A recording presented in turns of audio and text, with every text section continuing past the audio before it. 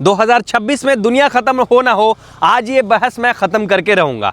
2026 की latest Pulsar 125 और extreme 125R ride by wire जैसी एडवांस टेक्नोलॉजी के साथ आ चुकी है। बट मेरा ये फर्ज बनता है कि मैं आपको गाइड करूं कि आपको एक प्रीमियम 125 सीसी बाइक लेनी चाहिए कम्यूटर सेगमेंट में, या आपको बेसिक 125 सीसी बाइक लेनी चाहिए। तो दोनों में मैं कंपैरिजन करने वाला हूं, बिल्कुल डिटेल वाला। इसके बाद आपको कंफ्यूजन नहीं रहेगा कि 125 सीसी में एक्सट्रीम लोगे या पल्सर लोगे। फ्रंट से ही हमेशा स्टार्ट करता हूं, पहले वॉक राउंड कर लेते हैं, दोनों बाइक को अच्छे से निहार लो अपनी आंखों से। यहां पर देखोगे तो एक्सट्रीम 125R ये रेड कलर वाला है, ये सबसे लेटेस्ट मॉडल है जिसमें आपको डुअल चैनल ABS भी दिया गया है, राइड बाय वायर है, आपको क्रूज कंट्रोल है, इसके अलावा राइडिंग मोड्स वगैरह है। ठीक है, इसका जो एक शोरूम प्राइस है वो आपको 1,06,000 रुपये का पड़ेगा। और वहीं अगर फाइनेंशियल इन्फॉर्मेशन की बात करें तो एक्सट्रीम 125R मात्र 15,000 रुपये के डाउन पेमेंट पे ले जा सकते हो। लगभग 4,000 रुपये का आपको EMI पड़ेगा 3 साल के लिए। वहीं बात करते हैं पल्सर 125 सियान ग्रे, जो सबसे लेटेस्ट मॉडल है LED लाइट्स के साथ। ठीक है, इसका जो ऑन रोड प्राइस है वो आपको 1,13,000 है, एक शोरूम आपको 89,000 है। और अगर मैं डाउन पेमेंट की बात करूं तो 11,000 के डाउन पेमेंट पे आप इसको आराम से ले जा सकते हो, जिसका लगभग EMI पड़ेगा 3,800 रुपये। 1,26,000 का ये है, ठीक है, 1,13,000 का ये है, तो लगभग 13,000 रुपये ऑन रोड पे फ़र्क आपको देखने को मिलेगा। एक शोरूम पे 17,000 रुपये का फ़र्क देखने को मिलेगा। क्यों दूँ, चलिए इसका जवाब देते हैं कि एक्सट्रीम 125R में क्या एक्स्ट्रा मिलता है आपको 13,000 रुपये लगाकर, जो कि पल्सर 125 में नहीं मिलता है। और मैं इसमें बायस्ड नहीं रहूँगा, ऐसा नहीं कि एक्सट्रीम 125R का गुण गाऊंगा, जो बात सच है वही बताऊँगा। तो फ्रंट से अगर बात स्टार्ट करेंगे तो इसमें मिलता है DRL, ठीक है, कोई वाइजर देखने को नहीं मिलेगा। इस जगह पे LED टर्न इंडिकेटर है और हजार्ड फीचर भी है। साथ में यहाँ पे डुअल प्रोजेक्टर लाइट है, जो कि मैं आपको ऑन करके दिखा देता हूँ। ये देखिए, dual projector light plus reflector LED, तो लाइट की कमी नहीं होने वाली है रात में, आपको एकदम रात को उजाला कर देगा। इसके सस्पेंशन की बात करूं तो टेलीस्कोपिक सस्पेंशन है जो 37 mm का है, जो कि पल्सर में आपको देखने को नहीं मिलेगा। साथ में इस जगह पे आप देखो डुअल चैनल ABS की बैजिंग है, यानी डुअल चैनल ABS देता है। स्प्लिट में आपको मडगार्ड मिलेगा रेड एंड ब्लैक कलर में, जो काफ़ी ज़्यादा प्यारा लग रहा है। नीचे की तरफ आएंगे तो 276 mm का बड़ा डिस्क मिलने वाला है। कैलिपर पे कोई नाम नहीं है, बट मुझे लगता है निसिन के हैं। टायर्स की बात करें तो 90x90 17 इंच के एलॉय पे ये टायर है। एलॉय का डिज़ाइन आपको दिखा देता हूँ मैं। देखो, एलॉय का डिज़ाइन कुछ इस तरह से है, और साथ में यहाँ पर आपको रिफ्लेक्टर्स भी देखने को मिलेंगे। तो ये एक्सट्रीम के फ्रंट लुक की बात हो गई। अब बात करते हैं पल्सर के फ्रंट लुक की। तो पल्सर में क्या कुछ मिलता है, क्या नहीं मिलता है। फर्स्ट ऑफ ऑल अगर मैं बात करूँ तो वाइजर वैसा ही है जैसा पिछला वाला था, बट फेस थोड़ा सा अलग कर्व्ड हो गया है, थोड़ा चेंज हो गया, थोड़ा बल्की हो गया। यहाँ पर देखोगे क्रोम का फिनिश है। इस जगह पे LED टर्न इंडिकेटर्स है, जो मुझे लगता है RS200 NS200 में सेम लगता है। अब LED रिफ्लेक्टर लाइट्स और LED DRL को देख लो, दिख रहा होगा आपको। LED DRL, LED ये लोअर बीम हो गया और ये अपर बीम हो गया, ये वाला, तो काफ़ी अच्छा लग रहा है LED लाइट्स। अब बात करते हैं, थोड़ा नीचे आते हैं, पैरों की बात कर लेते हैं। तो यहाँ पर आपको मिलेगा टेलीस्कोपिक सस्पेंशन, लेकिन बहुत पतला है। इस जगह पे आपको मडगार्ड मिलेगा स्प्लिट में, जो शाइनी ब्लैक और मैट ब्लैक का कॉम्बिनेशन है। इस जगह पे क्योंकि ये कार्बन एडिशन है तो कार्बन का फेक टेक्सचर देखने को आपको मिलेगा। नीचे आते हैं, थोड़ा ब्रेकिंग्स की बात करते हैं। इसका भी कैलिपर मुझे निसिन का लगता है, बट इसमें कोई ब्रांडिंग नहीं की गई है। इस जगह पे 240 mm का फ्रंट डिस्क है, कोई ABS की सेफ्टी आपको देखने को नहीं मिलेगी। अब बात करते हैं इसके टायर का, जो कि 80 सेक्शन के टायर से। देखो इस जगह पे 180x100 17 इंच के एलॉय पे। एलॉय का डिज़ाइन दिखा देता हूँ मैं आपको, है ना।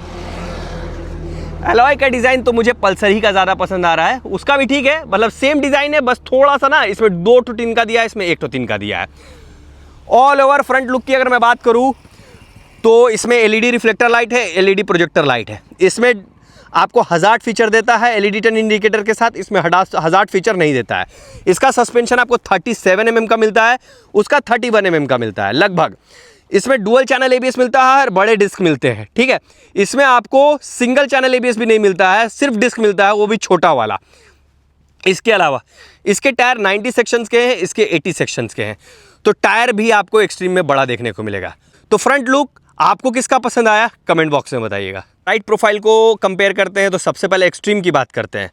एक्सट्रीम में अगर आप देखोगे तो एक्स्ट्रा आपको पैनल्स दिखेंगे निकले हुए बड़े बड़े, जो इसको एक अलग बल्कि बनाता है। 3D एम्बलम में एक्सट्रीम लिखा हुआ है, यहाँ पे 125R का बैजिंग देखने को मिलेगा। ये जो हॉर्नेट है CB125 उससे अच्छा है इसका बिल्ड क्वालिटी है साइड पैनल का, वो बहुत हिलता है। अब बात करते हैं सिंपल, इसमें देता है इंजन कॉल, ठीक है, इंजन कॉल आता है, बट ये वाले में मैं जल्दी में लेकर आ गया तो इसमें नहीं लगा हुआ है। इस जगह पे इंजन की बात करें तो ये दुनिया की पहली गाड़ी है जो स्प्रिंट EBT टेक्नोलॉजी पे बनती है, ठीक है।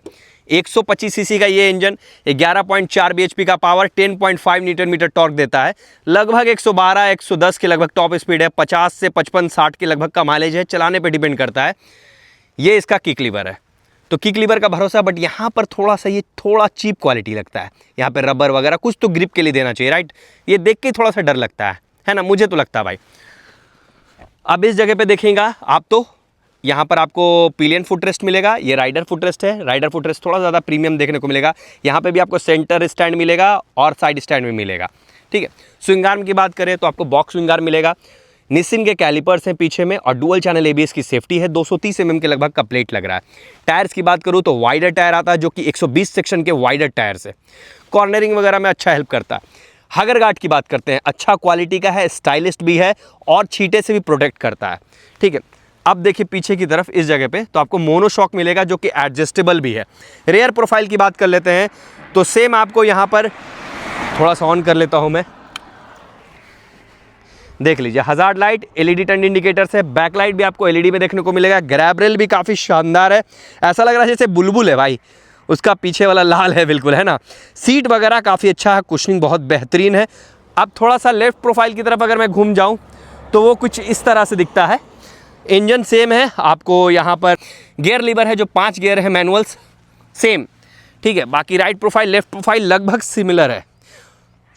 अब बात करते हैं पल्सर 125 के राइट प्रोफाइल, लेफ्ट प्रोफाइल और बैक प्रोफाइल का। पल्सर 125 का ऑल न्यू ग्राफिक सियान ग्रे बहुत ज़्यादा पसंद आया मुझे।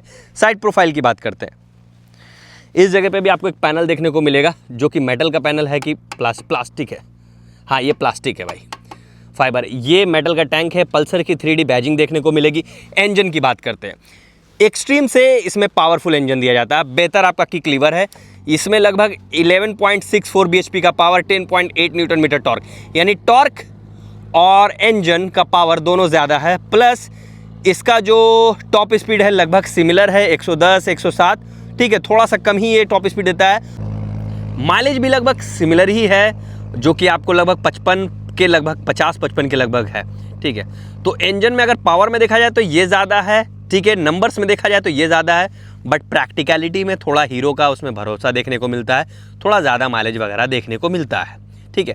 इस जगह पे आपको सेंटर लेग गार्ड है, इंजन कॉल है जो कि अच्छा लग रहा है, थोड़ा बल्कि लुक भी दे रहा है इसको ऑल ओवर। मिडिल में आपको थोड़ा सा फेक टेक्सचर, वही चेक्ड फेक टेक्सचर देखने को मिलेगा। इस जगह पे साइड पैनल्स वगैरह देखने को मिलेगा।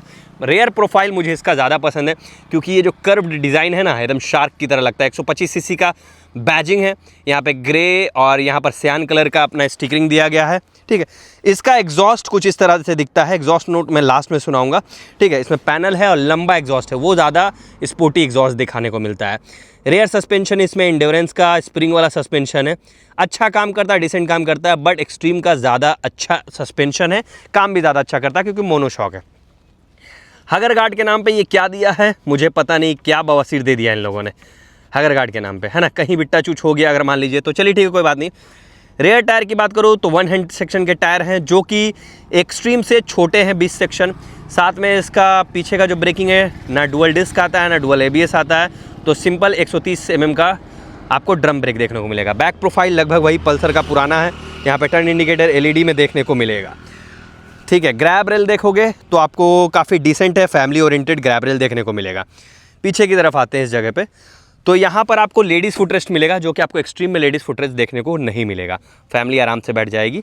इस जगह पे गियर लीवर है, 5 मैनुअल गियर है, उसकी तरह सेम इसमें भी, ठीक है। तो ये रहा लेफ्ट प्रोफाइल, राइट प्रोफाइल और बैक प्रोफाइल। आप बताना किसका अच्छा लगा। सीट की बात करते हैं तो दोनों ही बाइक्स में आपको सीट अलग देखने को मिलती है, इसमें भी स्प्लिट सीट आता है, इसमें भी सिंगल सीट आता है, लेकिन मेरे पास जो वेरिएंट अवेलेबल था मैं उसी को कंपेयर कर रहा हूँ। तो यहाँ पर आपको स्प्लिट सीट देखने को मिलेगा। कुशनिंग जानदार है क्योंकि सस्पेंशन बहुत बेहतरीन है, तो कुशनिंग को एक हेल्प मिल जाता है, ठीक है। मैं बोलूँगा कि पिलियन के लिए भी काफ़ी स्पेशियस है, ऐसा कुछ नहीं कि कम स्पेस है, यहाँ राइडर के लिए भी स्पेस है। सिटिंग पोजीशन भी इसका काफ़ी अच्छा निकल के आता है। टैंक बहुत बल्कि दिखता है, बहुत अच्छा एक स्टैंड देता है, ऐसा लगेगा जैसे आप MT और FZ चला रहे हो। 10 लीटर का कैपेसिटी है और माइलेज भी लगभग वही 50, 55, 60 के लगभग कभी कभी दे देता है। तो वही 600 किलोमीटर 550 किलोमीटर का आपको रेंज है, ठीक है। यहाँ पे E20 पेट्रोल है और एराटेक advance electronic ride assist technology क्या है। देखो ये पहली बाइक है 125 सीसी की जो बेहतरीन फीचर्स के साथ आता है। देख लो यहाँ पे आपको मिलेगा क्रूज कंट्रोल, लगाओ एक बार और बेफिक्र हो जाओ। दिख रहा है, देखो यहाँ पे राइड बाय वायर है। भाई सोच लो 250 सीसी से राइड बाय वायर स्टार्ट होता है और इन्होंने 125 सीसी में दे दिया है। राइडिंग मोड्स है, देख लो यहाँ पे urban mode, power mode, eco mode, road mode, 3 riding modes है। अब स्विचेस की बात करो तो यहाँ पे पासिंग लाइट भी है, अपर बीम और लोअर बीम भी है, ठीक है। इस जगह पे आप टॉगल कर सकते हो, मेन्यू को एक्सप्लोर कर सकते हो, इस जगह पे इंडिकेटर स्विच कर सकते हो। हॉर्न सुन लो, ठीक हॉर्न है, हॉर्न में कोई कमी नहीं है। ये हज़ार्ड फीचर है, हज़ार्ड लाइट भी दिया गया है, सेल्फ स्टार्ट है और इंजन किल स्विच इसमें इंटीग्रेटेड है। कीज़ की बात करो तो कीज़ नॉर्मल सी है, कीज़ उतना खास नहीं है ज़्यादा, ठीक है। अब बात करते हैं इसके कंसोल मीटर का, तो LCD आपको कलरफुल डिस्प्ले देखने को मिलेगा जिसमें turn by turn navigation, riding modes, ABS का साइन, इसके अलावा आपको ब्लूटूथ कनेक्टिविटी जैसे एडवांस फीचर हैं। साथ में आपको अगर देखोगे तो गियर पोजीशनिंग मिलेगा, माइलेज वगैरह बताएगा, ट्रिप का भी इंफॉर्मेशन आपको इसी में देखने को मिलेगा, डिस्टेंस टू MPT भी आपको इसी में देखने को मिलेगा, IBS का साइन भी आपको इसी में देखने को मिलेगा। तो कई सारे एडवांस फीचर के साथ ये जो कंसोल मीटर है इनफ है। अब इसमें एक और चीज़ मैं अगर आपको दिखा दूँ तो दिखाता हूँ। चार्जिंग देखोगे तो आप कहाँ लगाया है, एकदम बिल्कुल यहाँ पे देखो, ये कोई बहुत ख़राब जगह नहीं, टाइप सी आपको चार्जिंग दिया है। देखो इस जगह पे जगह ख़राब नहीं है, काफ़ी अच्छा है, बल्कि इजी पड़ेगा ऐसे करके। बट कुछ लोगों को इससे दिक्कत भी है। तो 125 सीसी की एक्सट्रीम 125R का वेट बता देता हूँ, 136 kg, 136 kg, लगभग FZ MT15 के लगभग का वेट है। अगर मैं सीट हाइट की बात करूँ तो 794 mm का सीट हाइट है, तो 5 फुट 3 इंच 5 फुट 4 इंच के भी हो तो आराम से हैंडल करोगे। ग्राउंड क्लियरेंस इसका बहुत मैसिव है, जो कि लगभग रेडर के इतना है 180 mm का। तो गांव देहात गड्ढा कुछ भी हो ये कहीं टच नहीं होने वाली है। चलिए अब बात करते हैं पल्सर का। तो सीट तो भाई पल्सर का बहुत शानदार है। रीज़न बिहाइंड, पहली बात तो बहुत ज़्यादा चौड़ा है, जिसमें आपको पीछे की तरफ राइडर बैठ जाएगा, पिलियन बैठ जाएगा, आगे राइडर बैठ जाएगा, बीच में भी कोई बैठ जाएगा। 3 ठो आदमी बैठ सकता है, लेकिन 3 ठो आदमी बैठाना मत दोस्त, ठीक है। तो ऑल ओवर जो कुशनिंग है इसकी बहुत ही ज़्यादा प्यारी है। अब टैंक की बात करते हैं तो ये आपको 11.5 लीटर फ्यूल कैपेसिटी के साथ आता है, जो कि एक्सट्रीम से ज़्यादा है। E20 पेट्रोल आपको देखने को मिलेगा और ये मैटलिक टैंक है, ठीक है, देख रहे हो, थोड़ा सा हिल भी रहा हल्का सा, ठीक है। तो मुझे टैंक वही पसंद है क्योंकि पल्सर को याद दिलाता है कि तुम पल्सर हो। अब बात करते हैं स्विच असेंबली की। तो यहाँ पर देखोगे तो पासिंग लाइट है, ये अपर बीम हो गया, लोअर बीम हो गया, इस जगह पे ब्लूटूथ कनेक्टिविटी बटन है, इस जगह पे आपको इंडिकेटर शिफ्ट है, इस जगह हॉर्न है, हॉर्न सुना देता हूँ, मुझे इसी का ज़्यादा अच्छा हॉर्न लगा। इंजन किल स्विच है और इस जगह पे सेल्फ स्टार्ट है। यहाँ पे क्लिप ऑन हैंडल बार से, और इसका भी कुछ खास कीज़ मुझे देखने को नहीं मिला। अब स्टार्ट करते हैं डिजिटल कंसोल मीटर से। यहाँ पे चार्जिंग कनेक्टिविटी है, लेकिन टाइप B है, जो ये पुराना वाला चार्जिंग कनेक्टिविटी है। यहाँ पर देखो console meter, Bluetooth connectivity, turn by turn Bluetooth connectivity के साथ आता है। SMS कॉल अलर्ट भी आपको देखने को मिलेगा, ठीक है। एडवांस फीचर क्या क्या है इसमें देगा? Instant fuel economy, distance to MPT, average fuel economy, trip 1 trip 2, warning भी देगा, साइड स्टैंड भी देगा, टाइमिंग बताएगा आपको। गियर शिफ्टिंग नहीं बता रहा, ये चीज़ मुझे थोड़ा सा लगा कि गियर शिफ्टिंग वगैरह बताना चाहिए था। बाकी ऑल ओवर कुछ इस तरह से। अगर मैं वेट की बात करूँ तो लगभग 142 kg की ये गाड़ी है। सीट हाइट 790 mm है, तो और कम है। अगर आप 5 फुट 2 इंच के भी हो तो आराम से चला लोगे। ग्राउंड क्लियरेंस 165 है, तो बहुत ज़्यादा ऑफ रोडिंग नहीं कर सकते, लेकिन हाँ नॉर्मल आप आराम से चला सकते हो, किसी भी ग्राउंड पे ये आपको अटकाएगी नहीं। तो फाइनल रिव्यू के बाद आप बताओ कि एक्सट्रीम 125R लोगे और पल्सर 125 लोगे। दोनों ही 2026 मॉडल है। ये वीडियो बनाने का मेरा सिंपल मकसद है, देखो दोनों के बीच बहुत बड़ा डिफरेंस है, 17,000 रुपये का। लेकिन मैंने ये वीडियो बनाया कि आपको बता सकूं कि आप स्टैंडर्ड चीज़ों में, जैसे स्टैंडर्ड है ये 125 सीसी का, ठीक है, 89,000 में आ रहा है, 1,13,000 की गाड़ी है। आप सस्ते रेट में आप इसको ले सकते हो बेसिक फीचर के साथ। अगर आपको एक एडवांस फीचर चाहिए, थोड़ा थ्रिल चाहिए, तो आप 17,000 लगा के ये ले सकते हो। दोनों ही 125 सीसी की बाइक है, लेकिन मेरा मकसद सिर्फ ये है कि अगर आप प्रीमियम बाइक लेना चाहते हो तो आप एक्सट्रीम की तरफ जा सकते हो, आप बेसिक बाइक लेना चाहते हो तो पल्सर 125 की तरफ जाना चाहते हो। बाकी अगर कोई क्वेश्चन रह गया, कुछ कंपैरिजन रह गया, कमेंट बॉक्स में बता देना मुझे, और ये बता देना कि दोनों में से आपको प्यारी कौन सी लगती है।